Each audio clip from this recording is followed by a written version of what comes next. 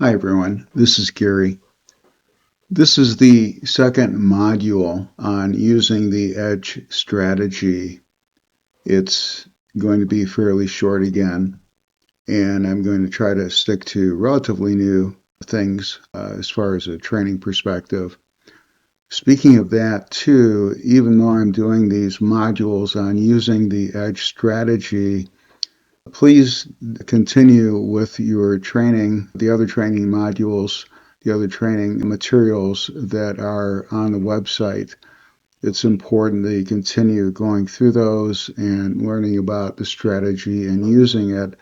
Those get into a lot more depth than what I'm doing here. These modules are more for sort of an advanced look at, all right, now I kind of understand what's going on with the strategy. I understand the rules, I understand a lot of the basics, and now I really need to focus on using it on a day-to-day basis. And that's how I'm trying to look at doing these particular modules. The first module, which you've probably already seen, is focused on preparation. This one is on the daily and weekly routine. The last one will be on challenging markets. I'm not going to get into that one today. I'm going to focus on the routines. I wanted to make sure that you had some documentation to go with the videos, and that's why I decided to do this little presentation. That way you'd have some reference materials to go with it. I am going to start with the usual disclaimer that the video is for educational and entertainment purposes only. I'm not a licensed financial advisor, and if you take a minute to look at all of the bullets on this disclaimer list, make sure you understand them, I would appreciate it. They are important. Preparation, I've already gone through. I'm not going to go through all of this again. I just want to mention on the very last bullet, analyzing your position, that is still going to apply when you start looking at the daily routine. That's going to be part of it, and making sure that you've of course done all of the preparation work. So let's get into the routines.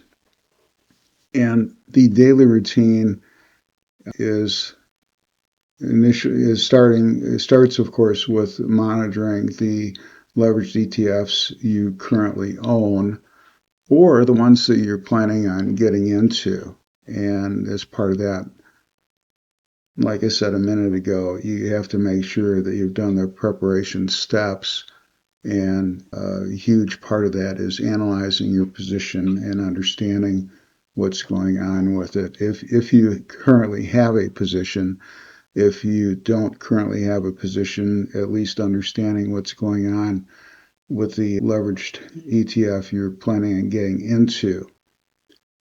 If you have entered into a position, you need to make sure that you enter a PD stop daily. You need to look at the prior close on the leveraged ETF and apply the PD stop to that on a daily basis. That is the best way to do the strategy. I know that some folks rely more on just monitoring and alerts and then reacting if they get a stop, but it's best to have the order in place. If you're in a position, you need to make sure that you have a trailing stop in place as well. And if you hit a new high, then you should be adjusting that trailing stop for that new high. And it's a good idea to have a stop limit order in place for a take profit exit. Key to this is understanding the health of the market, what's going on in the market, because if the market is not doing well, the strategy is probably not going to do well. The same thing applies to stocks, but the market is a really big part of how successful you're going to be trading. Understand what's going on, and we'll go over that a little bit in a minute, looking at some TradingView charts. Identify the condition of the leveraged ETF you're watching or plan to buy or sell. Is it climbing? Is it falling? Is it in a base type of formation? Is it pulling back? Just what's going on with the leveraged ETF. And check the corresponding or underlying tickers for the leveraged ETF. What I'm talking about there is if you've got the TQQQ as a position or planning on getting into it, it helps to look at the QQQ. If it's the SPXL, look at the S&P 500 index or the SPY, etc. Not all of them have an underlying index. Sometimes you'll have to look at just the base version instead of the leveraged version.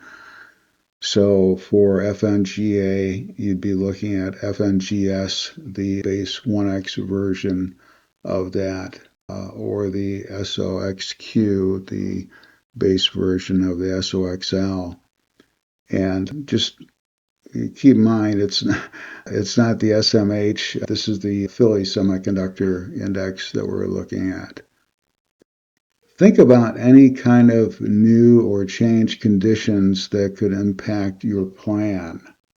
This is where you want to take that into account and adjust your strategy and what you're doing with the strategy based on that. The weekly routine is pretty much an extension. You're going to complete the daily, and then you're going to do a couple of additional things. If you rely on just the alerts and the monitoring and don't routinely set stops, you should at least be calculating a trailing stop and a net profit target price, and ideally making a note on the chart of where those are at so you can see them as you're approaching those numbers if the price is going up or down. And think about how you're going to handle them, particularly the net profit.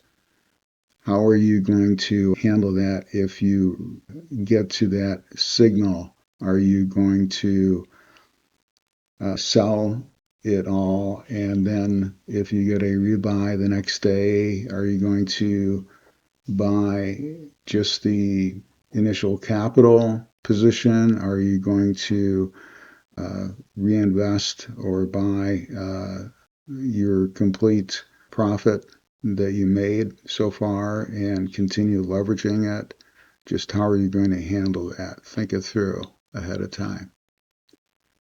If your leveraged ETF is one that has the 10 top holdings, look at what those are doing. That gives you a good sense of what's going on with the leveraged ETF and how it might be changing or about to change. So if you're in the FNGA or looking at getting into it, look at the 10 stocks that comprise that. They're pretty much equal weight across the board. If it's the SOXL, they have a top 10 that composes about 60%, and those aren't weighted evenly, so they're going to have a different impact depending on which one you're looking at. So AVGO is going to have a greater impact based on its performance on the SOXL than, let's say, TSM. And this is where you want to make any appropriate adjustments to your plan. Make sure your alerts are in place. Make sure your stops are in place and your profit orders are in place. You want to review everything that you're doing on the leveraged ETF position or one that you're planning on getting into. Look for any kind of news or changes concerning your leveraged ETF and check the Leveraged Edge website and see if there's any news up there, or you can check Discord. Sometimes there's news on Discord about what's going on with the website or the Edge strategy. And that's it from the standpoint of the formal, and I will move over now to looking at TradingView specifically. I'm showing the TQQQ here and using the weekly strategy. It's pretty easy to note that by the kind of stair-step type lines down here. I also have up here individual tabs that for two additional leverage ETFs that I have either a position in or I'm looking at adding a position in, the FNGA and SOXL. Since I'm really focused on TQQQ, I also have up a tab for a weekly and daily QQQ lay, and I also have up individual tabs for the NASDAQ market for the daily and for the weekly. So all of those are going to come into play as I analyze the position and understand what's going on. It's the typical chart layout with the MACD at the bottom. I've got the distance from the moving average, the key moving averages on the next volume on the next is the next indicator, and then the strategy is the top one. I try to use this now as a fairly standard layout. I have used the replay function within TradingView to move this back in time to November 19th of 2024, and I'll advance it from there in a minute after I finish with this little bit of an analysis here. Looking at what this has done so far, right now I'm in a cash position for TQQQ because there was a cross-under level exit back on November 1st, and you can see that the signal's up here. You can also see how it crossed the fast line, crossed below the slow line, and then on Friday it created the sale. The slow line came down and touched the top of the range for that level exit. The settings on this say that if we get to a exit level of 63, and the sell range is 20 to 63, so it's the top of that range. If we get that fast line dropping down to that 63 level, it's going to sell. Now, since I'm going to be looking for a buy signal next, that's the next thing that's going to be coming up, I want to make sure that the strategy settings are set so that from a visibility perspective, I can easily see what's going on with the fast and slow line and when a buy might be approaching. So my buy range is 12 to 65. So I'm going to go over to style, and I'm going to make sure that this is set 12 to 65, low and the high. That means the low of this purple area is the 12 and the high is 65. That way it's easy to see if I'm going to have a cross within that range, which is going to give me a buy signal. If I look back as to what this has done previously, I can see that it had almost a 50% uptrend from the last buy point, which is a nice uptrend. It had what I would call this a relatively standard uh, past, looking at the pasture a little bit, but it had a prior uptrend here. It had a pretty significant decline of about 42%. It popped back up and then declined again and then came into this buy for that 50% uptrend. I have a note here that there was no buy signal for this point or this uptrend here because it was filtered out by our MACD down here. And the reason I put that on there is that if you're living through this and you hit this bottom and then your price starts climbing up and you start seeing these up days, particularly when it gets above the moving averages, you're going to start wondering, well, where's my buy signal? I'm surprised that it's not popping up yet. Well, sometimes it will get filtered out by the MACD, and that's part of the setting. And I can see that easily if I just go into settings and go to the additional indicator and change it to none. And if you watch over here, right below that, that's going to change. And now you'll see where it says buy right below there. So if I had had that MACD filter off, the external indicator off, I would have gotten a buy signal there and almost immediately been shaken out. So that MACD additional indicator can be a huge help. Anyway, I'm going to turn that back on again, so that will go away. And I just want to note here that I have two moving averages on the chart. The purple is a 21-day EMA, and the blue is a 150-day SMA moving average. So that gives me a pretty good analysis for the TQQQ and what that's been doing.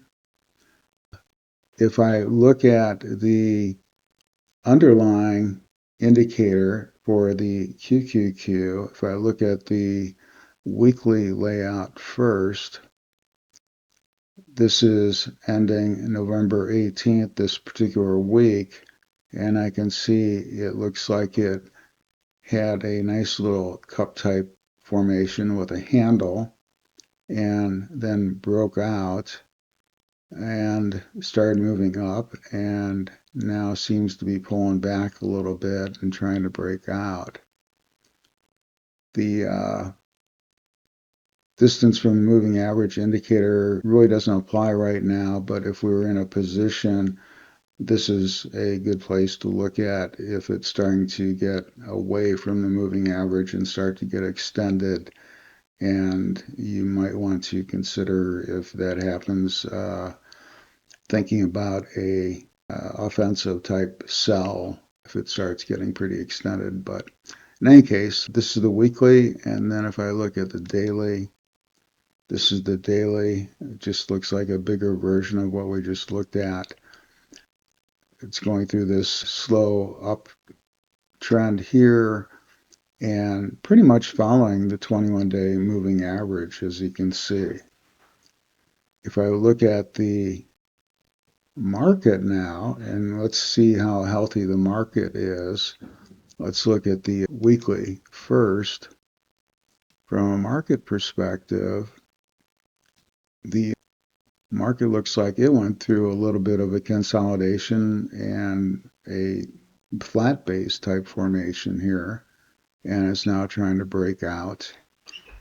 It is looking reasonably healthy. It looks okay, and that's a good thing. The daily, we go to that. Whoops, sorry, I want this one. If I go to the daily, now on this one, we can see the pullback here back down to the 21-day moving average. And I have a couple other indicators on this chart that help me with understanding what's happening on the market. this is an indicator that shows me the net highs and lows on a daily basis. And if the net highs are substantially above the net lows, then that means it's a nice, healthy market. And that's the kind of thing you'd want to look at, like right here, where you've got a lot of green and just a little bit of red. The opposite is true. If we get this situation where we've got a smaller number of net highs, in this case it's 52 versus 88 net lows, and that kind of situation puts us into a little bit more of a reddish type background here where it's getting a little bit dicey as far as the health of the market. Below that, I have a market breadth indicator, and these give me an indication of the percentage of stocks in the index. That the yellow line represents the percentage of stocks that are above the 5-day moving average. You can set these to any setting that you want. You can set it to the 5, 10, 21, 50-day, whatever. It's up to you and what you want to look for. But the key here is that if you end up having a very low percentage of stocks that are above the 200-day moving average, that's usually a pretty unhealthy situation. That's not good. Anyway, so now I have a pretty strong understanding of what's going on with the TQQQ, the underlying symbol, and the market.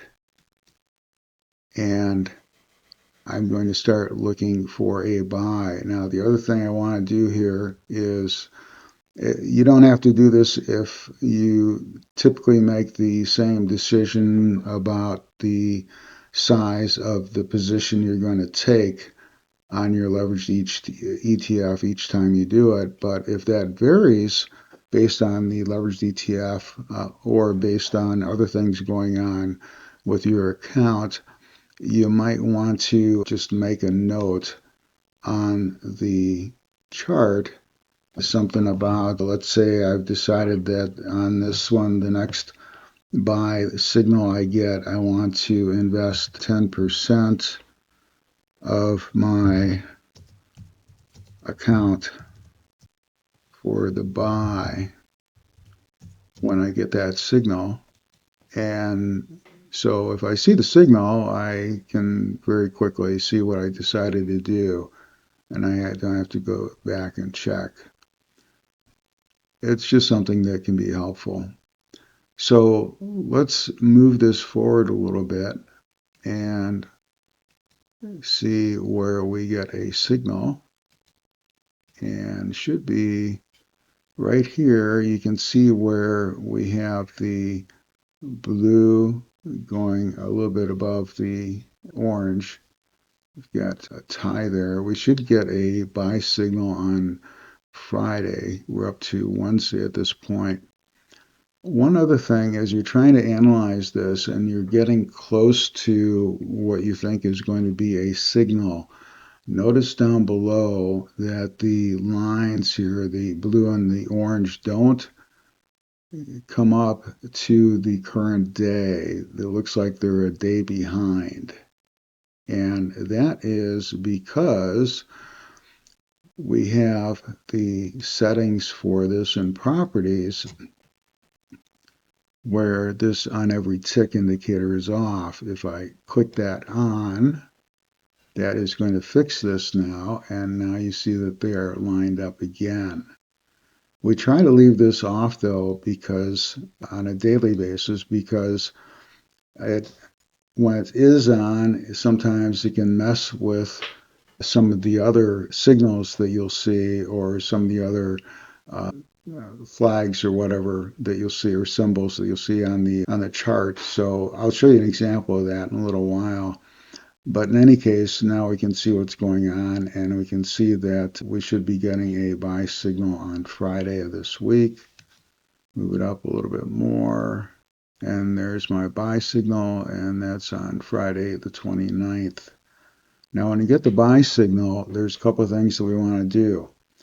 First of all, by the way, if you have this issue and you're trying to look at drawings on the chart and you're finding it difficult to move the chart up and down, usually the chart only moves sideways. All you got to do is come over here to the pricing, right click on it, and click on, or click off, I should say. Right now I can only go sideways. But if you click off this fits data to screen, the auto, click that off, then you can go up and down and adjust things easily.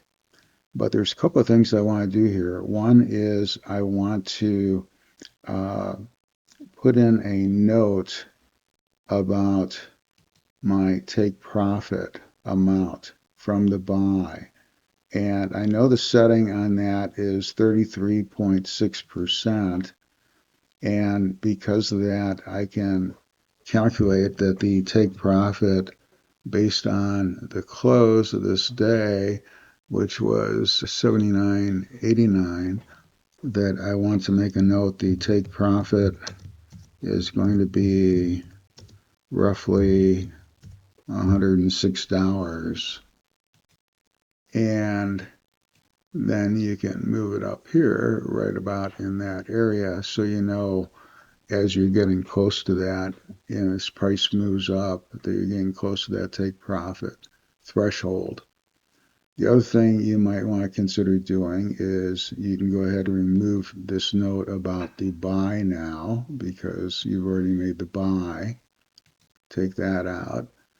But you might want to consider putting in a note here for your trailing stop loss. So every time you get a new high, right now we've got a high of 82.95. So if we calculate the trailing stop loss for that, which is the trailing stop was 35.5, that should come out to roughly $52, I believe. I calculated this out before. And anyway, just make a little note down here, trailing stop, $52. And then you can move that as you need to as price goes up or down. All right. So it also helps you remember that you do need to calculate it if you get some new highs along in here that you need to adjust this based on the new highs. Helps you remember that. The other thing now is I've done my buy and now I'm going to be looking for a sell condition. So the sell condition is, if I look at the settings, my sell is in a range of 20 to 63 or the exit level of 63. So I want to go over here to style now and change this to 20 to 63. And that way my range here of the purple will be correct, 20 at the low and 63 at the high. So if I get a cross of the fast line dropping below the slow within that range, I'll end up getting a sell signal. And if I get a cross above and it drops down below and hits the top of the range, I'll get a cross under level exit. Now, one last thing here is that when we get a buy, I'm going to move this forward. Now that I know what I'm looking for a buy signal, but I want you to note one other thing here, and that's that when I get this buy, I have a condition where the fast line is above the slow line at the buy signal. So if I'm going to get a cross under level exit, it's only going to be if this fast line drops below the slow line and comes back above it again, all right, because then it has crossed the slow line and now comes back down and goes below that slow line again.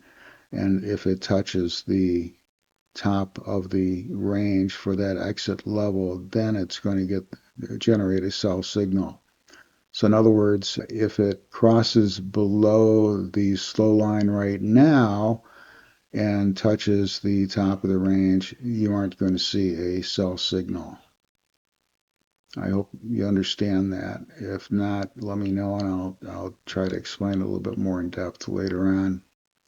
So here we're moving forward and the price is moving up very nicely. We're doing pretty well. Uh-oh, that's not good. Now we just dropped down significantly. And we had a drop of the fast line below the slow line, but we aren't going to get a sell signal because now it has to go above the orange line and back down again for us to see that sell signal. The one thing you could consider, I get concerned when I see this kind of situation where we have a huge drop on volume. We've got relatively high volume down here, and it's dropped below the 21-day EMA. That to me is a sign of weakness, and you could consider maybe selling a small portion of your holdings if you're trying to control risk, or you can just leave it as is and continue working with the signals for the strategy. So I'm going to continue moving forward, and now the fast line is above the orange line again, and now it's dropped down below that orange line here. So it's gone above and dropped down below. Now, when the fast line touches the 63 level here, it is going to generate a sell signal. And this is a Friday. So if we advance it again, you'll see where we got a cross under level exit signal on the Friday. And we got out of the position. We sold the position. So let's see if we covered everything. I made a little short list here based on the presentation for the daily stuff. And we've done all the monitoring. We've entered hopefully our PD stop daily. As you get each of these changing prices, you should have been entering your PD stops each day as that changed. The trailing stop, we should have adjusted and recalculated it back up in here for a new trailing stop price. And let's see here. Of course, it didn't apply because we ended up doing the cross under level exit sell. We did check the health of the market. We understood that.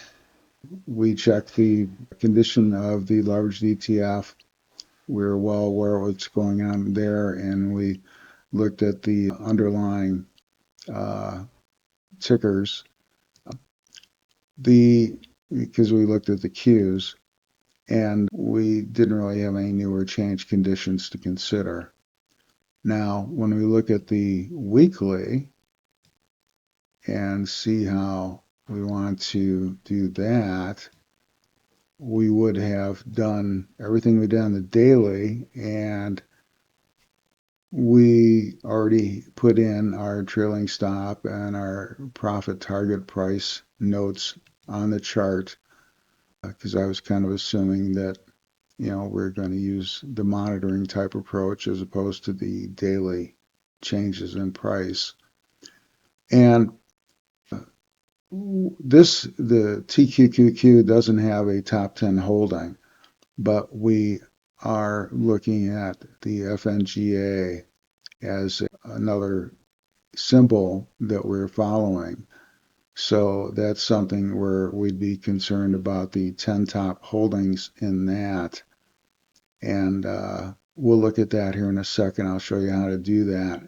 And then we'd make any appropriate adjustments to the plan, alerts, stops, etc. if we needed to, and look at news, etc., or anything that's going on with the website or the Edge strategy. So one of the things that I do is I maintain a list over here, a watch list of it's FNGA holdings now, but these are the top 10 holdings of FNGA that compose that particular leveraged ETF. And I can look at these in detail over here. Well, actually, what I should have done first, I'm sorry, let me go back a second. Over here, if I click on these three little things here, I can, or I'm sorry, just below that, where it says sort by. I can click on this and sort these symbols so that they're in order based on the highest percentage movers on the top, lowest percentage movers on the bottom. So now these are sorted in order by performance.